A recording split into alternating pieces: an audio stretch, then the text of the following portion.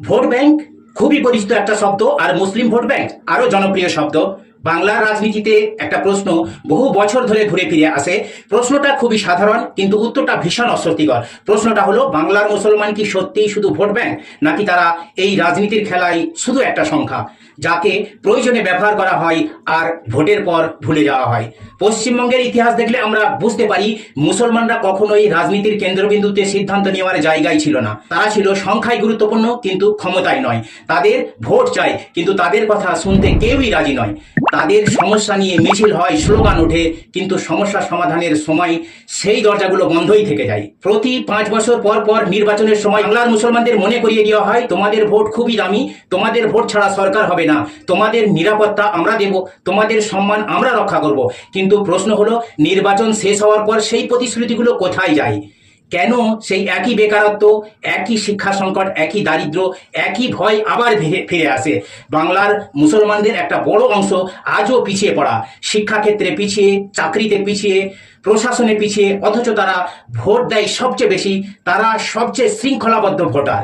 সকালবেলা লাইনে দাঁড়ায়, রোদে পুড়ে ভোট দেয়, কিন্তু ভোটের ফল বেরোনোর পর তাদের অবস্থার কোনো পরিবর্তন হয় কি? রাজনৈতিক দলগুলো খুবই ভালো করে জানে, মুসলমান ভোট যদি একদিকে যায় তাহলে ক্ষমতার সমীকরণ বদলে যেতে পারে। তাই তাদের লক্ষ্য একটাই, এই ভোট যেন প্রশ্ন না করে, যেন বিভক্ত থাকে, যেন ভয়ের মধ্যে থাকে। কখনো বলা হয় এরা এলে বিপদ হবে, কখনো বলা হয় আমরা না থাকলে তোমরা নিরাপদ নও। এই ভয়ের রাজনীতি মুসলমানদেরকে ঘিরে একটা অদৃশ্য জাল তৈরি করেছে। এই জালে আটকে পড়ে মুসলমান সমাজ নিজের অধিকার নিয়ে প্রশ্ন তোলা ভুলে যাচ্ছে, আর ভাবছে কাকে হারালে বিপদ কম হবে, কিন্তু কাকে পেলে উন্নতি হবে এই প্রশ্নটা আর করা হচ্ছে না। রাজনীতি এখানে বিকল্পের রাজনীতি নয়, এখানে কম ক্ষতির রাজনীতি চলছে।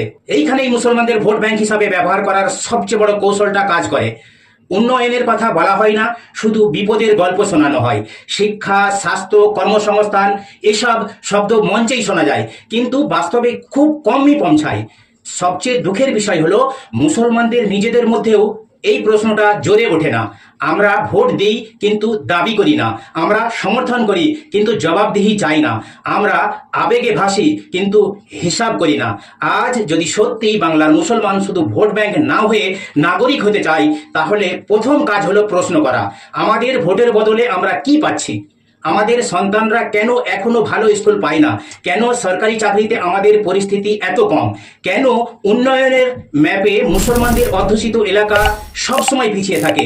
এই প্রশ্নগুলো করলে অনেকেই অস্বস্তিতে পড়বে, অনেকেই বলবে এখন সময় নয়, এখন বিপদ বড়। কিন্তু সত্যি বলতে কি, এই এখন নয় বলে তো আমরা বছরের পর বছর পিছিয়ে থাকলাম। যদি এখন প্রশ্ন না করি তাহলে কবে করব? বাংলার রাজনীতিতে মুসলমানদের প্রয়োজন শুধু ভোটের সময়। মঞ্চে তাদের নাম আসে, স্লোগানে তাদের আবেগ ব্যবহার করা হয়, কিন্তু নীতি নির্ধারণের টেবিলে তাদের জায়গা খুব ছোট। এটা দুর্ঘটনা নয়, এটা পরিকল্পনা। এই পরিকল্পনার বিরুদ্ধে দাঁড়াতে হবে মুসলমানদের। ভাবতে হবে, আমরা কি শুধু কাউকে জেতানোর হাতিয়ার, নাকি আমরা নিজেদের ভবিষ্যৎ নিজেরাই ঠিক করতে পারি? ভোট মানে শুধু বটন দাবানো নয়, ভোট মানে শর্ত, ভোট মানে প্রশ্ন, ভোট মানে অধিকার। যেই দিন বাংলার মুসলমান ভোট দেওয়ার আগে বলবে আমাকে নিরাপত্তা নয় সম্মান চাই, আমাকে শুধু প্রতিশ্রুতি নয় পরিকল্পনা চাই, আমাকে শুধু ভয় দেখিয়ে ভোট নয় উন্নয়নের রোড ম্যাপ চাই, সেই দিন থেকেই রাজনীতির ভাষা বদলাতে শুরু করবে। এই ভিডিওটা কোনো দলকে আক্রমণ করা নয়, এই ভিডিওটা কোনো ধর্মকে উস্কে দেওয়া নয়, এই ভিডিওটা একটা প্রশ্ন তোলার জন্য।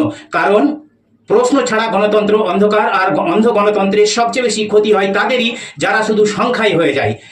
আজ বাংলার মুসলমান যদি নিজেকে শুধু ভোট ব্যাংক ভাবতে রাজি না হয়, যদি নাগরিক হিসাবে নিজেদের অধিকার বুঝতে শেখে, তাহলে রাজনীতিও তাকে গুরুত্ব দিতে বাধ্য হবে। না হলে ইতিহাস নিজেকে বারবার একইভাবে দেখবে। অবশেষে শুধু একটাই কথা, ভোট দেওয়া আমাদের অধিকার, কিন্তু প্রশ্ন করা আমাদের দায়িত্ব। যদি আমরা দায়িত্ব ভুলে যাই, তাহলে কেউ আমাদের গুরুত্ব দেবে না। তখন আমরা শুধু ভোট ব্যাংক হয়েই থেকে যাব। আর সিদ্ধান্তটা আপনাদেরই নিতে হবে, আমরা কি শুধু ভোট ব্যাংক, নাকি আমরা এই রাজ্যের ভবিষ্যৎ? এখন একটু থামুন। এই কথাগুলো শুনে যদি আপনার অস্বস্তি হয়, যদি মনে হয় এগুলো বলা ঠিক না, তাহলে বুঝবেন এই ভিডিওটা ঠিক জায়গাতেই আঘাত করছে। কারণ সত্য সবসময় আরামদায়ক হয় না, সত্যটা আগুনের মতো ছুলেই পড়ে যায়। আজ বাংলার মুসলমানকে নিয়ে সবচেয়ে ভয়ঙ্কর ব্যাপারটা কি জানেন? সে আর ক্ষুব্ধ নয়, সে অভ্যস্ত হয়ে গেছে অবহেলায়, অভ্যস্ত হয়ে গেছে প্রতিশ্রুতিতে, অভ্যস্ত হয়ে গেছে ভয়ে ভোট দিতে। আর যখন কোনো জনগোষ্ঠী অভ্যস্ত হয়ে যায় তখন তাকে আর বন্দুক দিয়ে দমন করতে হয় না। একটু ভয়, একটু ধর্ম, একটু ওরা বলে বিপদ, একটু ওরা এলে বিপদ, আর একটু আপনারা ছাড়া আমাদের কেউ নেই, এই হলেই যথেষ্ট। আজ বাংলার মুসলমান জানে সে দরকারি, কিন্তু সে এটাও জানে দরকার পড়লেই সে অদৃশ্য। ভোটের আগে সে ভাই, ভোটের পরে সেই সমস্যা। কেউ তাকে ব্যবহার করে সংখ্যার জন্য, কেউ তাকে ব্যবহার করে ভয়ের ঢাল হিসাবে, কিন্তু কেউ তাকে ব্যবহার করে না ভবিষ্যৎ গড়ার সঙ্গী হিসাবে। আর সবচেয়ে ভয়ঙ্কর প্রশ্নটা হলো, এই অবস্থার জন্য দায়ী কে? শুধু রাজনৈতিক দলগুলো না, দায়ী আমরা নিজেরাও। কারণ আমরা প্রশ্ন করা ছেড়ে দিয়েছি, আমরা হিসাব নেওয়া ভুলে গিয়েছি। আমরা ভাবতে শিখে গেছি চুপ থাকাই নিরাপদ, কিন্তু ইতিহাস বলে চুপ থাকা মানুষ কখনোই নিরাপদে থাকে না, সে শুধু আবেগ হারাতে শেখে। আর যদি আমরা শুধু এই ভেবেই ভোট দিই ওকে আটকাতে হবে, কিন্তু এই ভেবে না দিই আমাদের কি পাওনা আছে, তাহলে আগামী 10 বছর পরেও কেউ এই ভিডিও বানাবে আর তখনও প্রশ্নটা একই থাকবে, বাংলার মুসলমান কি শুধু ভোট ব্যাংক? আর তখন হয়তো উত্তর দেওয়ার মতো শক্তিটুকুও আর থাকবে না। এই ভিডিওটা শেষ করবার আগে 1 সেকেন্ড ভাবুন, আপনার ভোট যদি এতটাই গুরুত্বপূর্ণ হয় তাহলে আপনার জীবন কেন নয়, আপনার সন্তানের ভবিষ্যৎ কেন নয়, আপনার সম্মান কেন নয়? যদি এই প্রশ্নগুলো আমরা নিজেরাই করতে শিখি, সেদিন থেকে রাজনীতির গলার স্তর বদলাতে বাধ্য হবে। না হলে আমরা শুধু ভোট দেব আর অন্যরা শুধু জিতবে, আর ইতিহাসের পাতায় আমরা থেকে যাব একটা সংখ্যা হয়ে, একটা ব্যবহারযোগ্য সংখ্যা। সিদ্ধান্ত আপনার, ভোট ব্যাংক হয়ে থাকবেন নাকি নাগরিক হয়ে উঠবেন, এই সিদ্ধান্ত আজ নয়, প্রতিটা নির্বাচনের আগেই নিতে হবে।